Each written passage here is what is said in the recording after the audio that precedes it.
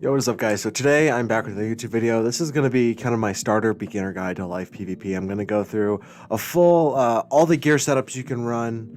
I'm going to talk about some strategies, and I'm going to show you exactly how I like to build my PvP decks, specifically towards geared what strategy I have, what spell elements you want to use, all that. This video is not going to have gameplay. Gameplay will be coming soon when the new season comes out tomorrow. But as far as I know, there's not going to be any gear changes, and if there is, I will update you. But as of right now, this is the best gear going to the next season of max level life PvP. So I'm going to break it down. There's multiple different setups you can run. So the first setup I'm going to show you is the setup that I would run if you do not want to use any ward talents on your pet.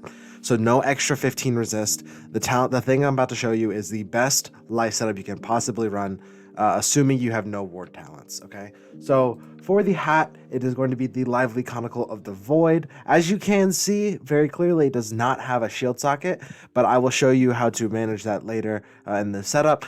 But the best part about this gear specifically is the pierce you get. As you can see, you gain 1 resist and you have the same damage as the Eternal. The big, difference between these two is Eternal does get a shield socket for the 29 outgoing, but I will show you how I do make that up. For the robe for the setup, it is the Aeon Cape, standard for pretty much every other life setup you're going to see. It is going to be the Aeon Cape. For the boots, it is Lively Boots of the Void. Again, for the Pierce compared to the Eternal, which does not give the Pierce and gives an extra 3 resist, but you really don't need the resist on this setup, and kind of the best part about it is the Pierce, which I will show you. For the wand for the setup, I am running the Aeon Sword. The shads you gain from Noldy are really nice to have, but the 5 damage trade-off plus the extra P-serve you get is extremely justifiable to run Aeon Wand.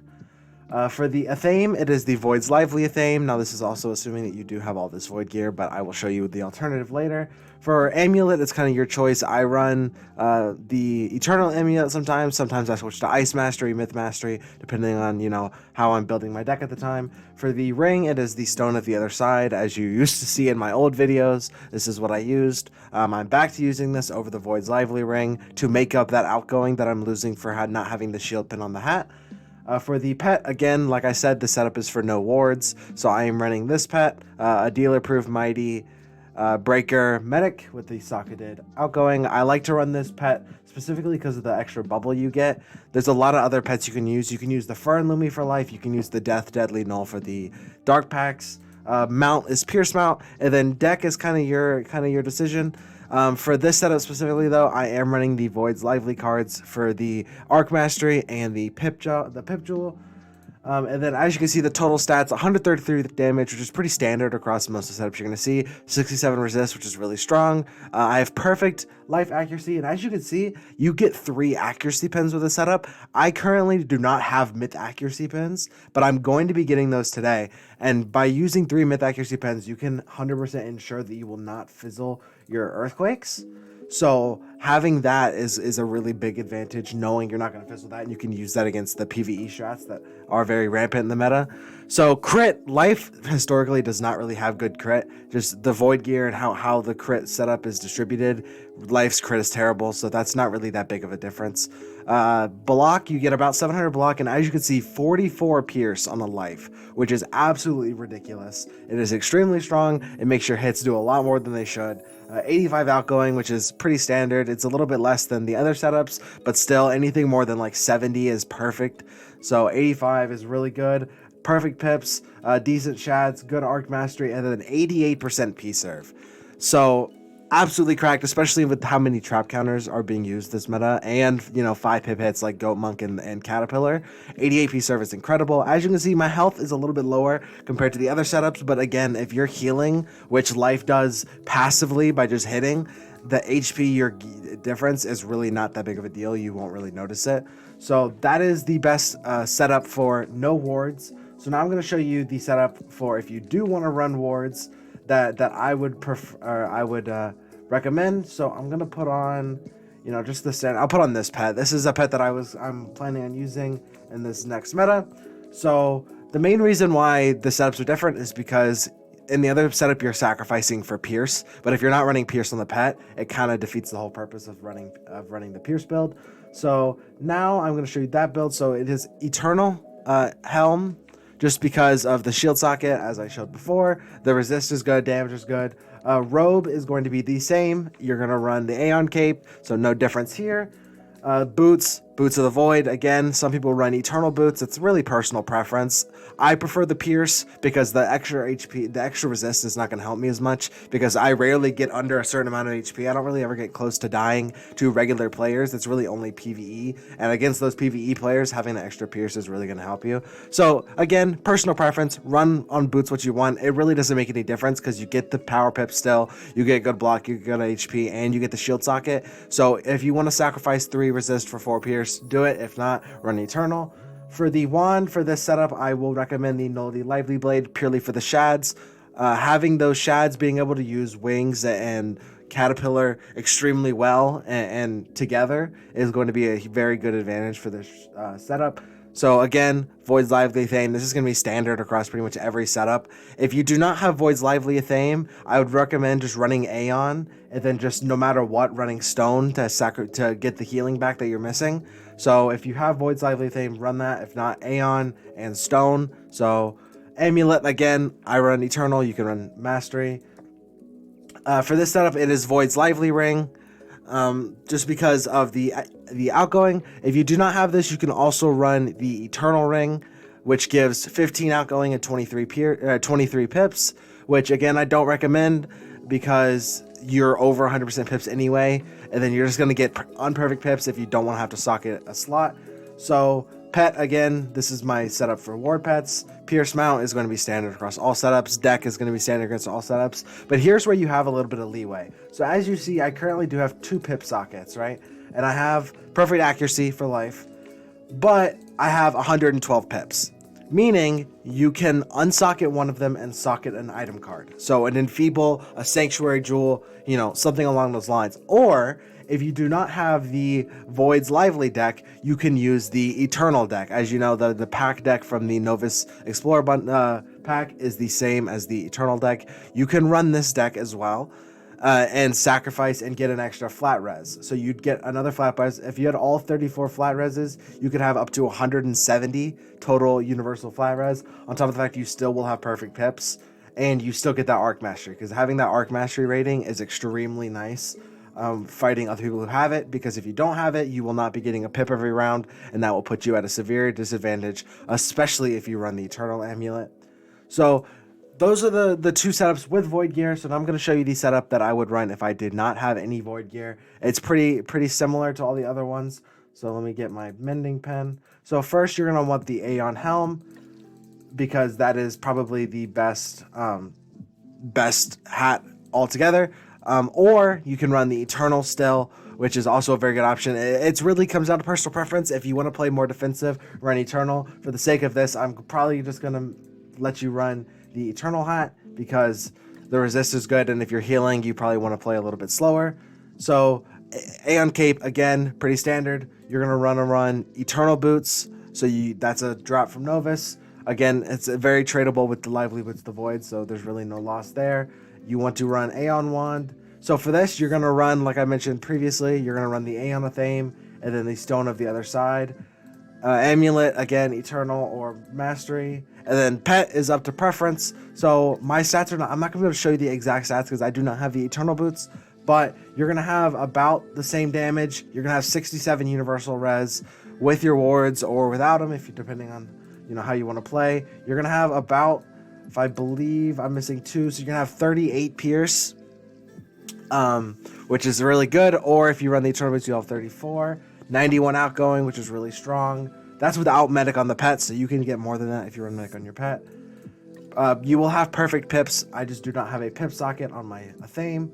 And then Peace Serve, obviously incredible. Your shads suffer a little bit, but it's just how it goes if you do not have raid gear. And then Arc Mastery is good. You can run Darkmoor deck. You can run Rat deck. Anything. If you are running a deck that does not have Arc Mastery, you do have another option. Is the final boss of Novus drops tier socket jewels that have 15% Arc Mastery on those. If you find yourself needing those Arc Mastery pips, I do recommend running those. If you do not want to run a Mastery, that is your other option that you do have. So that is it for the gear side of the video. Now I'm going to get into how to build your decks. So you kind of have 2 options here. you either want to build around playing with Betrayal, stacking using Goat Monk and Caterpillar to get multiple traps on your opponents. So first I'm going to show you that deck, and then I'm going to show you the deck that I like to run that's more centered around playing with like Rochambeaus and Wings of Fate and stuff like that. So for the Goat Monk and Betrayal deck, you're not really going to need as many weakness counters. You're still going to have a lot of people setting for you, but it's just kind of how it goes. So I'm going to run, 2 Glacial Fortresses, a line, 4 Delusions, and 4 Gens Vex, just as my weakness counters. The reason why I prefer Gens Vex a lot is because, one, a lot of people carry less Delusions than Betrayals, meaning if you can take these off, it's a lot less of a chance you're going to get Rochambeaued here than if you were to, use more Glacial Fortresses. And even if they do Projection or Delusion, you have really good trap counters. So for the next part of this deck, I'm going to start getting into the actual heals. So you're going to want 2 Dryads, pretty standard. You're going to want all 4 of your bubbles. And then, so Luminous, for those who do not know, it is a hit and it gives a 20% heal blade and a 20% damage blade. You're going to want about 5 of these, super strong hit into, a Wings or a Caterpillar. I do like using this, but for this deck setup, I'm not going to. I'm using 5 of the life trap counters for blades and then 5 of the life trap counters for heals. Actually, for the sake of this, I'm going to pack 4. And then 3 Satyrs. You really don't need that as many Satyrs as you might think, but it's still a really strong spell to have. I'm going to pack 3 Wings just because situationally it is extremely good to have. You are going to want, if I can find it, I am blind. You're going to want 5 Caddies. And then, so I'm looking, I have the deck built up, so I'm looking at the same time. So you're going to want 4 Legend Shields, and then you're going to want to go ahead and get into your set shields. Now, you're not going to want to use set shields with fire on them because they get elephanted extremely easy. So 4 set shields is pretty standard. So you're going to want 4 main deck Betrayals. Now, this deck that I'm building right now is going to be good for no matter what deck you run because it's only going to have 4 other school copies. You're going to want 4 Braces. And then this is where you kind of have some leniency. So you have the ability to pack Goat Monk, which you don't really need any more than 3. You're not going to be spamming it like that. If you want to sacrifice something else, somewhere else, you could take out a Wings for another Goat Monk. That's an option. And the side deck for both of these strats is going to look, pretty similar. So I'm going to go ahead and build that out for you once, so then you can kind of tweak it to how you might want to play. So you're going to want, 2 weakness counters, 2 or 3, just to be able to pull for them, because it's always nice to have. I pack Stun Blocks inside. Again, that's personal preference. You're going to want about 5 towers, 5 or 6 towers. You don't really need more than that. I don't really pack Medusa because I don't like dumping so many pips into it. So I just pack a single stun. You're going to want about 3 or 4 Quakes. So 4 Quakes is good. If you have the ability to get side deck Betrayals, I recommend it. By the way, you can craft these with Azoth or gift them with tickets. So 3 of those. I like to pack some Dispels, so I'm going to want a Myth Dispel for PvE Myth. I'm going to want a Death Dispel just because Death is probably your hardest counter. And then a Storm for PvE Storm, and Storm just hits extremely hard, so having that Dispel is going to help you a lot. You're going to want a few reshuffles if I have my reshuffles somewhere else. Yeah, so you're going to want 3 reshuffles. Pretty standard for life because you want to be able to cycle really well. So 3 reshuffles. I'm going to pack 2 Ellie Shields, mainly for PvE. And you can use these to bait into trap counters. Like if you want them to Betrayal, you can, use your really good trap counters. So that's really good. I'm going to pack, about 5 weaknesses. And then I'm going to pack Putrefaction because situationally, this is a really good spell. So as you can see, I do have these 4 slots. This is where, if you run the normal decks, this is where your deck will cut off. If you do not run this deck and you want to run a 40 sidecar deck, this is where you kind of have some leniency. You can pack, some side deck hits, like maybe some Woodwalkers or a Spiny, just to have those side deck hits. Or you can run something else that's really personal preference, but that is the best deck that I'm going to be running for if I was to use Goat Monk. So I'm going to leave the side deck like that, and then I'm just going to build out the regular deck for, just normal OT countering. So I'm going to run 4 Glacial Fortresses, and 4 Jin's Vex. Now, the best part about this deck specifically is it's really easy to get around people who just flat out set for you. So people who will pack, lines of 3 folds, infects, contagions. Having this deck is going to give you a really big advantage against those players. So I'm going to pack 3 Dryads. Of course, you're going to want your max bubbles.